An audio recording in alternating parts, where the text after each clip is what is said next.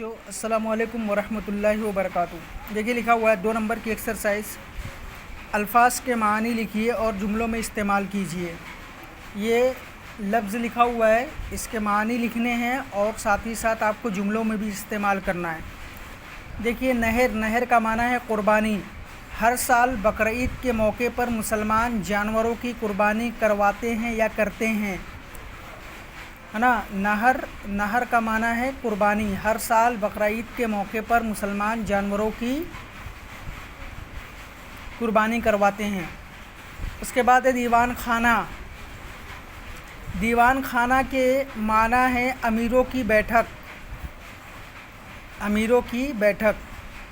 دیکھیے محمد شاہ تغلق اپنے دیوان خانے میں بیٹھ کر سب کی پریشانیاں سنتے تھے۔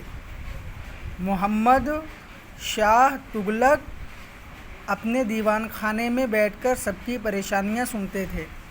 سخاوت کے معنی ہے خیرات۔ سخاوت کا معنی خیرات۔ محمد شاہ تغلق بہت ہی سخاوت پسند آدمی تھے۔ محمد شاہ تغلق بہت ہی سخاوت پسند آدمی تھے یا انسان تھے۔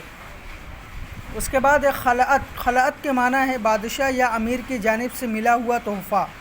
محمد شاہ تغلق نے شہاب الدین کو خلعت سے نوازا۔